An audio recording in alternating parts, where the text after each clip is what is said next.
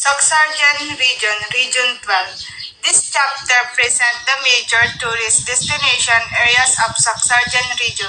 The major discussion will be on access, health and safety issues, geographical characteristic, major attraction, gastronomy and distinctive cultural attributes of the region related to the development and promotion of tourism in the Philippines. Soccsksargen stands for the region for provinces and one of its size. South Cotabato, North Cotabato, Sultan Kudarat, Sarangani, General Santos City. PASPAC, capital, land area, major industries, number of cities, number of town and municipalities.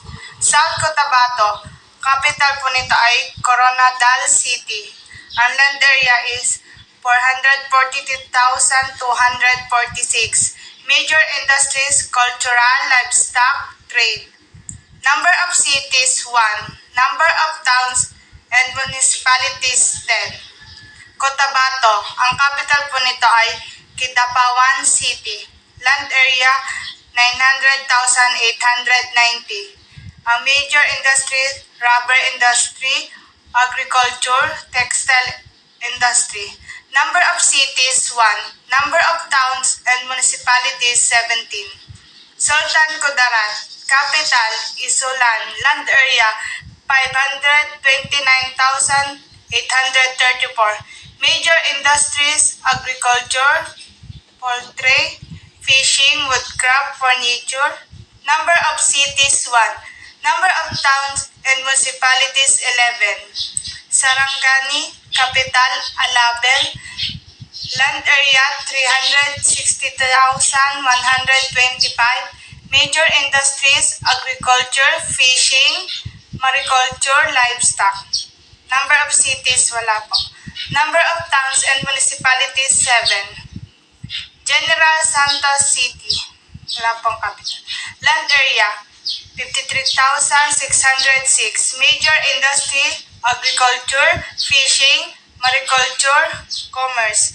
Number of cities, number of towns and municipalities.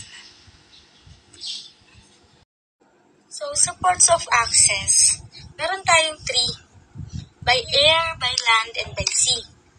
By air, it is in General Santos International Airport, Awang Airport at Cotabato City. By sea, via Macar Wharf, and by land is from Davao Airport. General Santos is the main entry point to the region by air, and major destinations are also accessible by land and sea.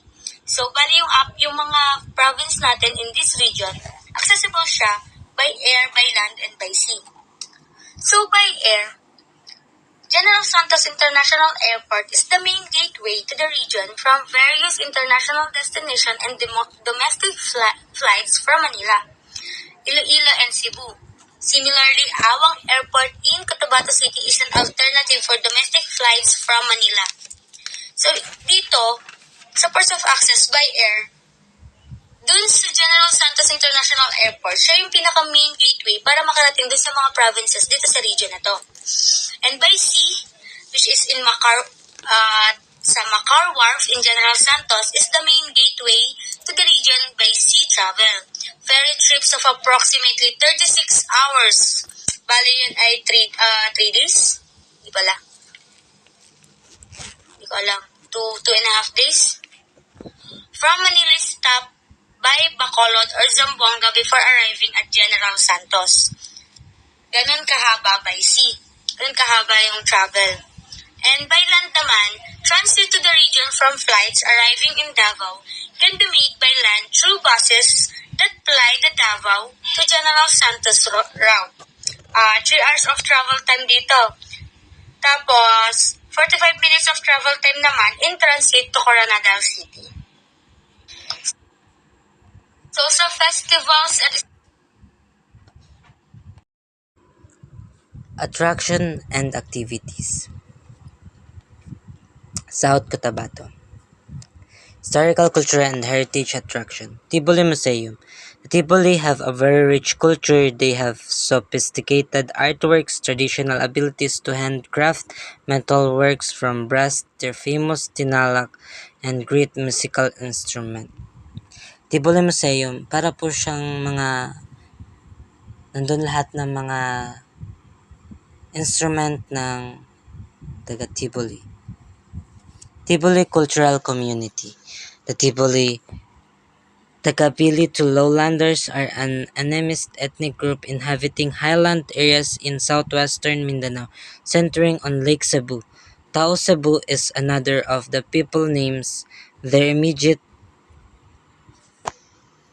neighbors are the Manobo and Bilaan, other animist upland peoples with whom they are often in conflict. Tinalak Weaving Center. Tinalak weaving was a practice observed by women who were referred to as dream weavers. Natural attractions. Mount Matutum. Mount Matutum is an active stratovolcano, is the highest point in the province of South Cotabato in the Philippines, which is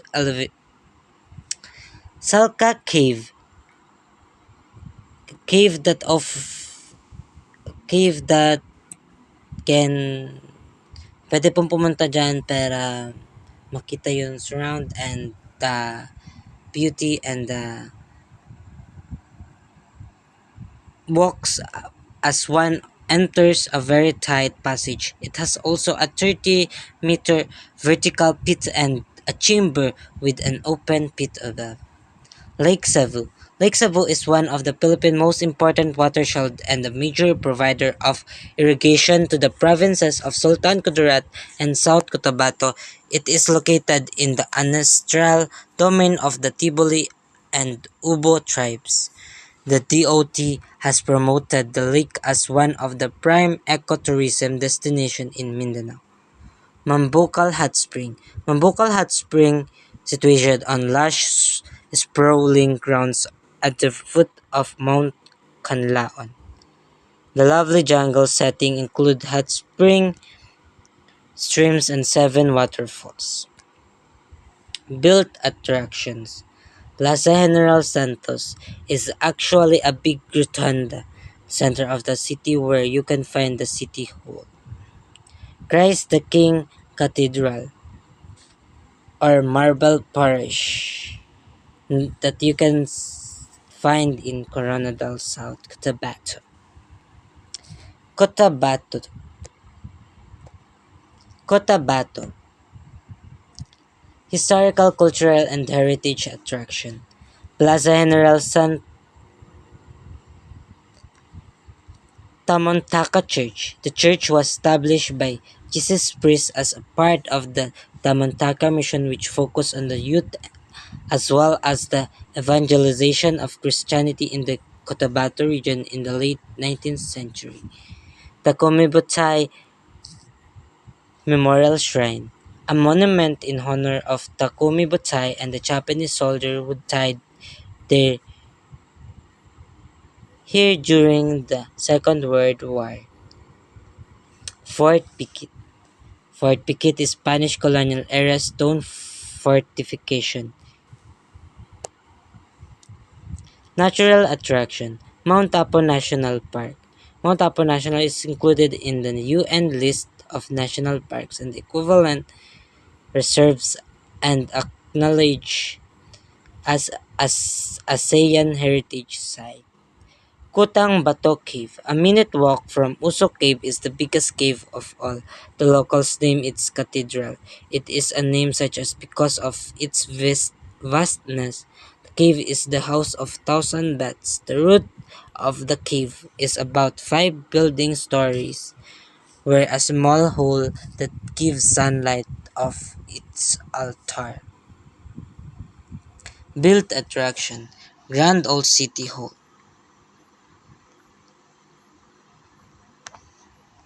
Cotabato City Old City Hall visitor in Central Museum. The old municipal hall was built in the early 1940s under the leadership of the Mayor Jose S. Lim. The Grand Mosque. The Grand Mosque on Cotabato, officially the Sultan Hiji Hassan al-Bolkiah Mosque, is situated in Cotabato City, and it is the second largest mosque in the Philippines with the capacity to accommodate 15,000 people. Sultan Kudarat. Historic There is no historical, cultural, and heritage attraction in Sultan Kudarat. Natural attraction. Balot Island.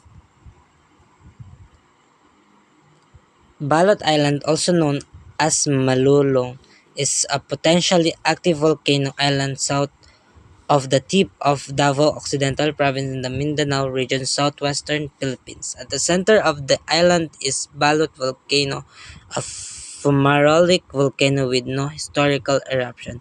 Lake Buluan. Lake Buluan is a lake located in the island of Mindanao in the Philippines with an estimated surface area of 61.34 square kilometers, 23.68 square meter. It is the third largest lake in Mindanao after Lake Lanao and Lake Mainit.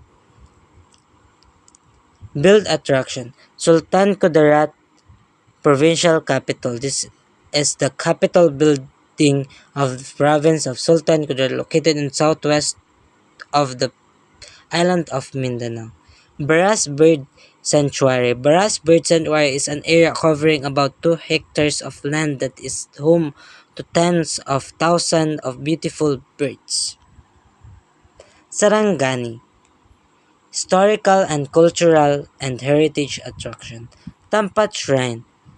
Atop the central rock pile sits half of a giant clamshell.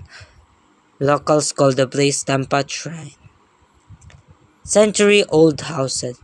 Rows of several ancestral houses built mostly in early part of 1900s with high balconies, canopies, and walls of calados and concrete stepboards leading to wide wooden staircases. Natural attraction. Gumasa Beach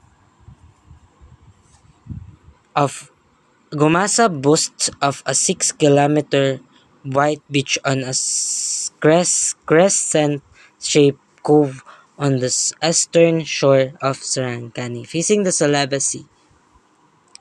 Nalos Falls. What a unique with this waterfall is the nature has made spectacular that in the middle of the basin lays a wide boulder where people can simply sit and watch the waterfall or the fishes swimming freely on the water. Built attraction. Capital Park. The Sarangani Provincial Capital is located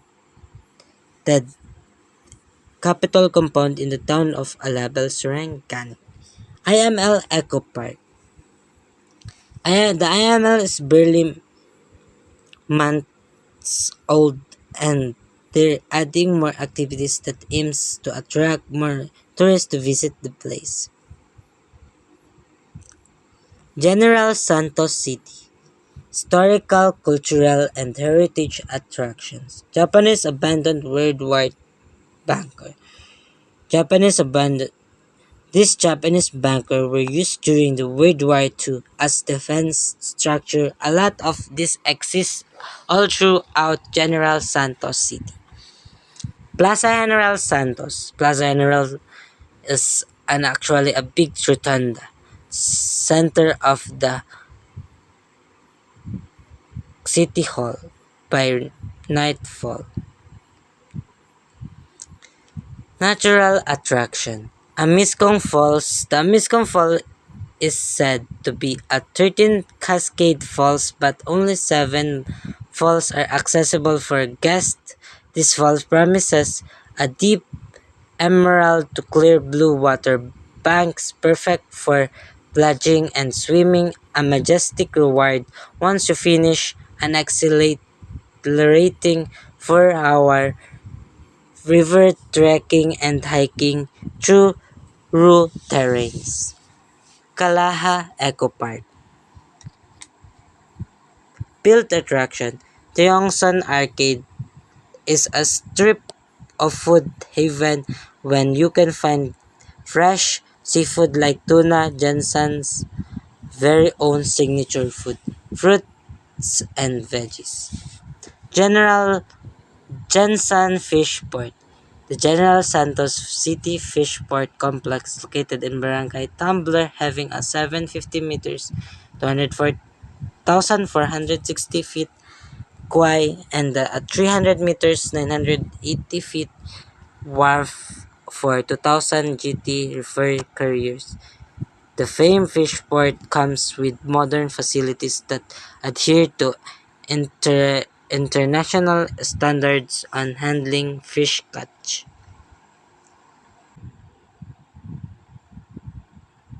Range of accommodations. South Cotabato. Budget less than 1,500 per night. Villa Princesita EMR sites. Grand Western Inn, Green State sites, Fortune Field Resort, Dolores Farm Resort. Mid-range 1,500 to 3,000 per night. La Pamela sites, Paraiso Verde Resort, Dolores Lake Resort, Mountain Lake Eco Resort, FB Hotel. High-end at least 3,000 per night. The Farm at Carpenter Hill.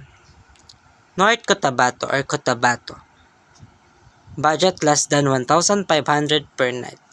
Grand Rio Hotel, Hotel Filipino, Diamond Hotel, Pacific Heights Hotel, City Plaza Hotel, El Manuel Hotel, Azaleas Pension House. Mid-range 1,500 to 3,000 per night. Evas Hotel, Estosan Garden Hotel. High-end at least 3,000. There's no hotel for that. Sultan Kudarat, budget less than 1,500 per night. E&R Hotel, Edgin Pension House, Felra Sites, Garvin's Apertel, Woodland Tourist Inn, Lilliputian Garden Hotel, Belden Star Hotel. Sarangani, budget less than 1,500 per night. Belmar Eco Park and Beach Resort, Lemonary Resort, Davak Ridge Beach Resort, Isla Jardín del Mar. Mid-range 1,500 to 3,000 per night. White Haven Beach Resort, Yoshikawa Crystal Island Resort, Russell Beach Resort, and Brother Louis White Sand and Spa. General Santos City. Family Country Hotel is in budget less than 1,500 per night. Columbus Plaza Hotel, Anchor Hotel, Ika Castle Experience Hotel, Alcan Sites Floretal, and the mid-range 1,500 to 3,000 per night is Sarangani Highlands Hotel, East Asia Royal Hotel, Microtel by Windham, General Santos, Hotel San Marco, Pella Grande Hotel, Tierra Montana Hotel, and Sydney Hotel. And the high end, at least 3,000 per night, is the Greenleaf Hotel. That would Food and delicacies. South Cotabato, balbakwa, sinigang sa pakwan, sinaglay, native chicken adobo.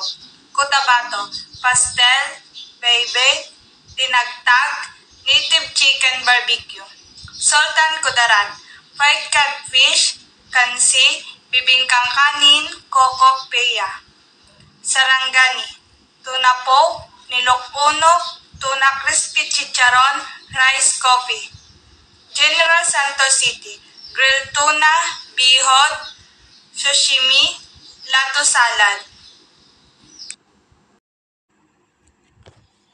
So sa festivals at special events, unahin natin ang South Cotabato.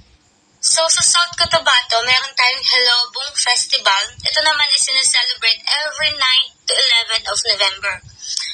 The municipality of Lake Cebu, the summer capital and the eco-cultural center of South Cotabato celebrates its foundation anniversary, reflecting the unique cultural identity and ethnicity of the province. So, the Hilobong Festival, ito ay sinaselebrate every November in memory of the Tiboli tribes, rich culture, and their famous Lake Cebu. So, sunod ay sa South Cotabato, which is Tinalak Festival, sinaselebrate ito every July 16. The festival is celebrated in the city of Coronadal, Mindanao, every year in July. It is a week-long festival that fosters diversity and unification of the variety of ethnicities and cultures on the island. The festival is celebrated yearly to commemorate the province's foundation, South Cotabato. So, sunod naman ay sa Cotabato. Meron silang Timpupu Festival. Ito ay sinaselebrate every month of April. The Timpupu Fruit Festival features its fruit galore wherein attendees are given the chance to eat all the fruits they can consume. Fruits such as durian, mangosteen, banana, rambutan, and lanzones are some of the fruits that serve in the festival. The Timpupu is a salitang Manobo which means harvest. Besides Thanksgiving for a bountiful harvest, the Festival of Timpupu Festival aims to boost tourism in the city of Kidapawan. So next is Halat Santo Niño Festival. It is celebrated every third Sunday of January. It is a week-long celebration usually held every second week of January in municipality of Midsayap, Cotabato Province. Halat Festival honors the town's patron Saint Senior Santo Niño. The colorful street dancing competition is one of the most anticipated events during the festivities. It is participated by contingents coming from different schools in Midsayap and neighboring municipalities and provinces. Next is sa Sultan Kudarat naman. Meron silang Kalimudan Festival. Celebrate every 21 to 22 of November. It is held every month of November. The Kalimudan Festival commemorates the founding anniversary of the province of Sultan Kudarat. The week-long festivities gathers the different tribes in the province for Thanksgiving and colorful showcase of the richness of their cultures. Another is the Talakudong Festival. It is celebrated every 18th of September. It is held every second week of September. Talakudong Festival is named after the kudongs, a simple salakot or headgear worn by the locals, especially the farmers, to protect themselves from the sun and rain. Next is sa Sarangani. Sarangani meron sila Munato Festival. It is held every November 18. The Munato Festival was conceptualized in 2002 that anchored on the idea to create a cultural festival that would celebrate the rich cultural diversity of Sarangani. From that time on, the festival has been celebrated annually, featuring the province's 7 municipalities and presenting the best in each town. So another is Sarangani Bay Festival. Sarangani Bay Festival, also known to the locals as Sar Bay Fest, is an unusual event in Sarangani Province. The festival is held on every third week of May, arguably the most popular beach event in the southern region of the Philippines. Sar Bay Festival is a must-attend for many tourists. Next is General Santos City. Meron silang Kalilangan Festival. It is held every February 22 to 27. The Kalilangan 2023 festivity is set from February 23 to 27 and variety of seafood. Seafood dishes derived from tuna and blue marlin. So last one is Tuna Festival. It is held every September 1st to 5th. September 1 to 5. Tuna Festival has been held annually in the General Santos City since 1998. The colorful festival is traditionally held in the first week of September, and it's the time when everything tuna is celebrated, which makes perfect sense for the largest producer of sashimi-grade tuna in the Philippines. Thank you. Major cultural groups. The major cultural groups in the region are the Balaan, Tiboli, Teduray, Manobo, and Magindanawan. Some of these groups have already been discussed in the previous chapters. The Balaan tribe is principally located in Davao del Sur. Recently, they are widespread in South Cotabato and Sultan Kudarat. The basic culture is dry cultivation of food plants, including rice, corn, sugarcane, banana, and root crops. Culture change in an advanced stage. The groups are organized under a local datu who has autonomous authority over an area where he has personal influence. Said position is hereditary and assumed by the firstborn in case of death. Major industries. The region's major industries include agriculture and tuna fishing. General Santo is dubbed as the tuna capital of the Philippines. Agricultural products such as coconut, cassava, coffee, sugarcane, and banana are dominant in Soccsksargen. Language and dialects. Tiboli, Balaan, Cotabato, Manobo, Tagbanwa, Hiligaynon, Maguindanao, Tagalog, and English are used in the region. Yun lang po and thank you. Bye-bye po!